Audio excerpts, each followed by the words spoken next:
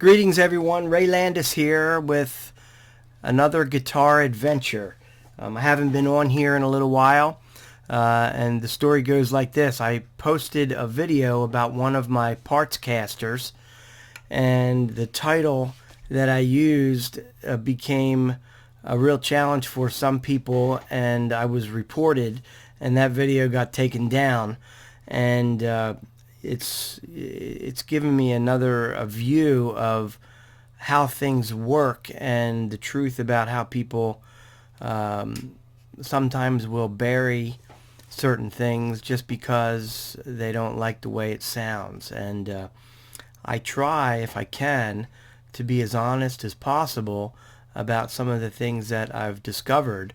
And the discoveries are wide, and they stretch far out, and people are trying a lot of things with their musical instruments now, and if they're any good with tools, they're able to come up with something like amazing with some really inexpensive foreign parts. And it all depends on how you present it in regard to what it is.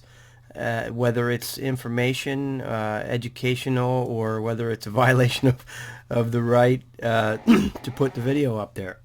So with all that said, what I would like to do today is share with you some discoveries that I've made with different parts sources to be able to come up with some pretty nice instruments. And I'm holding one right here that I want to talk with you about first. This is a parts caster. It's not a Telecaster, but it is a T-style guitar. It was made with some various parts that can be purchased very inexpensively. On this particular guitar, I'm going to tell you where I got all the parts, but I used like a faded glory type of a blue paint, and then after I did the paint, I used this Min Wax water-based Helmsman indoor-outdoor spar urethane as my top coat. This particular guitar has two coats of it, and the parts are relatively inexpensive. So let me break down the parts. Okay, so first off, the neck. The neck was purchased from Temu. It was around $40, and I think it was free shipping. The body was AliExpress. It was just a plain wood, unfinished body, and that body was about $30. The pickups are the GM, or also known as Guitar Madness, dual rails. So it's a double humbucker, but of course they're the single coil size. The bridge plate, which does not have the sides like the regular ashtray plate, nor does it have any compensated type saddles or anything like that. It's something I got from Temu also. The control plate, which came with the import switch, nothing really wrong with the import switch, contrary to what people may say. If you're a professional musician, maybe you need one of those perfect Grigsby spring-loaded switches, but this switch it's a import switch. It works great. Two of the dime-sized pots, pre-wired. I was able to run the wires through. This is a pick guard I had off of another guitar. And then these buttons I got from Amazon. I like these a lot. They're like a mushroom. And I have some of these on some of my premium guitars that I purchased. So there's absolutely nothing wrong with those. I had an extra string tree, which is just the generic type, and a set of tuners that I think came off of a Squier Classic Vibe 50s Telecaster, so I reused those. Of course, I used just a generic neck plate. The parts, the body and the neck were the most expensive. $30 for the body, like $42 for the neck. The pickups were like $32 for the pair. The control plate was like $10. I think this bridge plate was about $7. These the strap buttons, I bought I think 6 pair, and they were under $10. So they're just negligible, like a couple dollars. And the parts just came and they were generically wrapped and everything. I noticed one thing about the neck. If you can tell, this particular T-style neck, because it's got the T-style headstock, has a a rounded Stratocaster type of a heel joint there.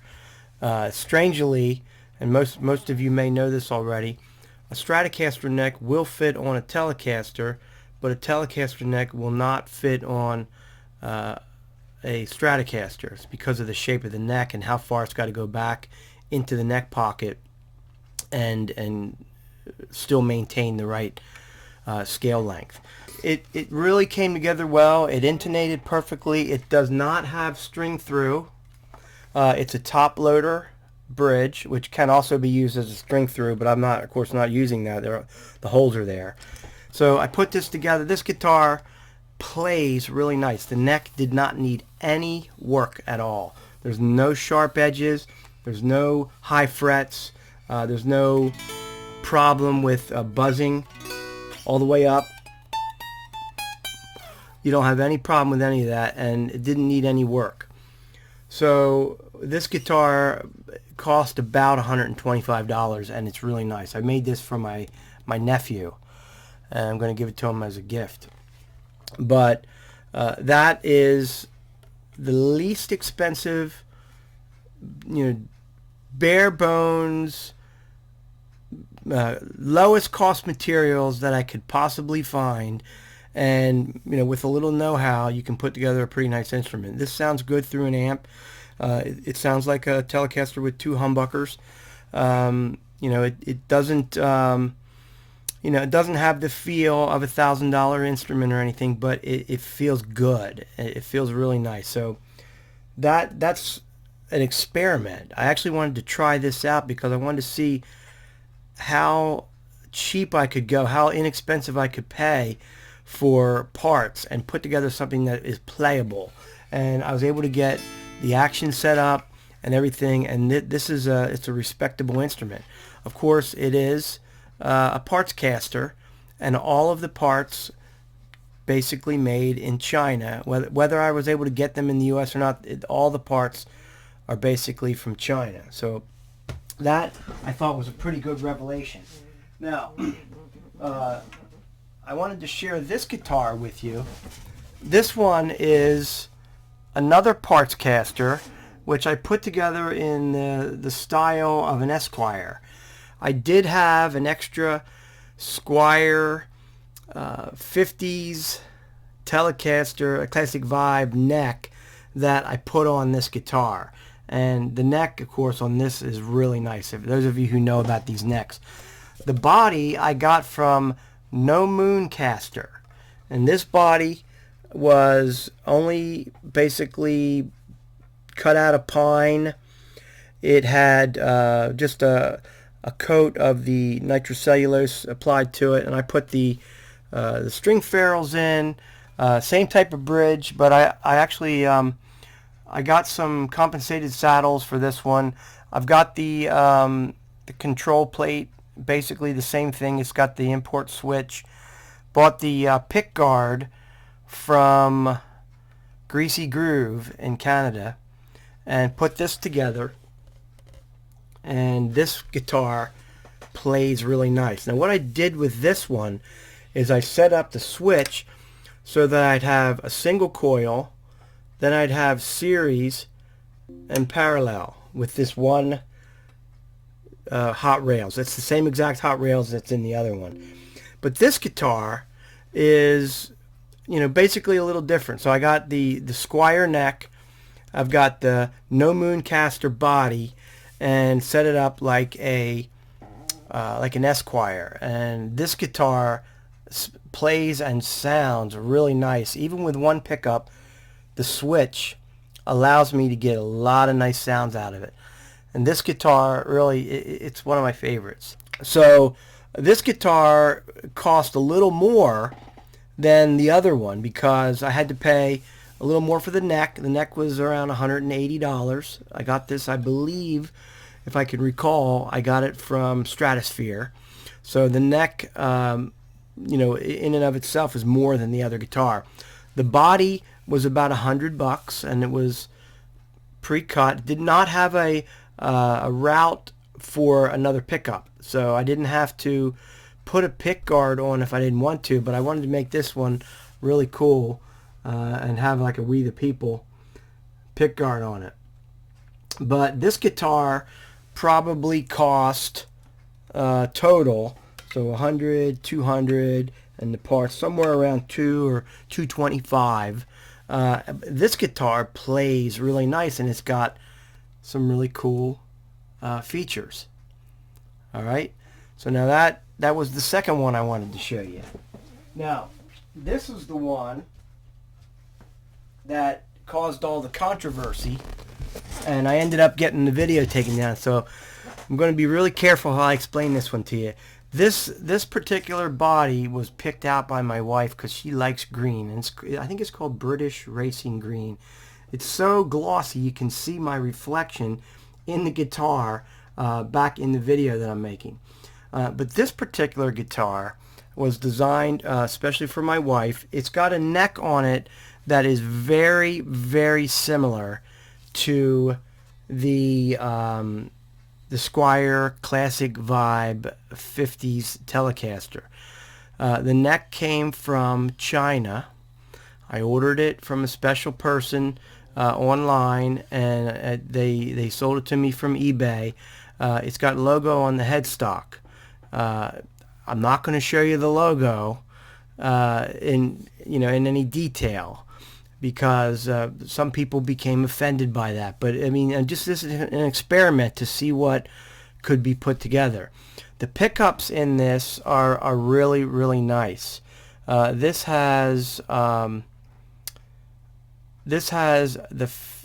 Fender pickups.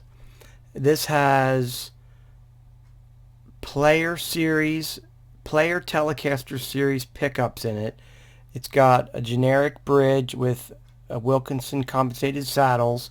The pick guard came from Greasy Groove, and the wiring and everything. This particular one has the US grade switch and potentiometer. So this has got a little bit of an upgrade, and it looks really, really nice. So I even ended up putting a plate on the back. This is not a Fender, but it's got Fender parts, and it's got some interesting things on the headstock and some things that make it appear like a Fender, but it's not a Fender. It's a parts caster, and this guitar ended up costing quite a bit more. This guitar is probably parts and everything in like the $350 or $400 range, because I made it for my wife. She wanted the color and all the combinations and everything, but there's not a great deal of difference. There is some difference, but there's not a great deal of difference between this and the other ones. It's preference, and it's certain parts and things that you get. But at the same time, these are all just experiments, and I'll be a little more frank and a little more candid with you. I do these videos for fun. I'm not trying to be an influencer on this topic, because there's so many other guys out there doing it that are really, really good at it. And one day I'm going to do like my top 10 favorite guitar people, whether they build or comment or review. I'm going to do my top 10, and I tell you, I've learned so much from these guys online. Some of the notable ones is like Daryl Brown. I guess it's Brown or Braun. I really enjoy his videos. I like Philip McKnight and Highline Guitars. Some of these guys have taught me so much just to be able to do some of this. And these guitars, especially this one, is never going to leave the house. This is my wife's. This is going to stay here. It's never going to be sold as something other than it is. But it kind of looks like something other than it is. And, you know, I'm not going to fault people for having their own opinion, you know, about what they will and won't play. I've lost a couple subscribers because people won't cope with the experimentation. I'm looking for ways and ideas to have fun building and sharing ideas with guitar players and builders, and I've had, just like I've titled my channel, Guitar Adventures. This is just a fun ride that I'm on, and I hope that what I share with you on this channel can encourage you, make you feel like anything's possible, prompt you to try a few things out. You know, yeah, a few dollars get spent, and maybe a few dollars get wasted. I've ruined some parts. I've actually literally ruined some parts. Now, by the grace of God, I haven't drilled through the headstock trying to put in string trees yet, and some of the guys said that they've done that. And I don't always put the tape on there either to measure the distance of the hole. Of course, if I did it on the video, I would say, hey, you need to put tape to measure so you don't go too far into the wood and come out the back of the guitar. But at the same time, there's a lot of things that I would never have known had I not watched these guys and tried these things out. And you can't go to school and learn the exact things that you would learn by yourself, ruining some things. So again, it's a few bucks. You know, it's not a super expensive hobby. Yes, I've ruined some parts. You know, some of you work on cars or motorcycles. You know, you've had to go and get a second or third part. Those things, they cost money, and they're not guaranteed. If you ruin them, then it's yours, you know. So I've ruined some things, but some of the things that I've ruined, I've been able to fix and make it into something else. And I'm going to share some of those things with you in another video. So if you've liked my discussion on this, go ahead and hit the subscribe button. Give me a thumbs up, and let me know in the comments if there's anything in particular you'd like me to share, whether I have experience or whether I've seen somebody else with it. And I hope that this video finds you well, and I'll see you next time.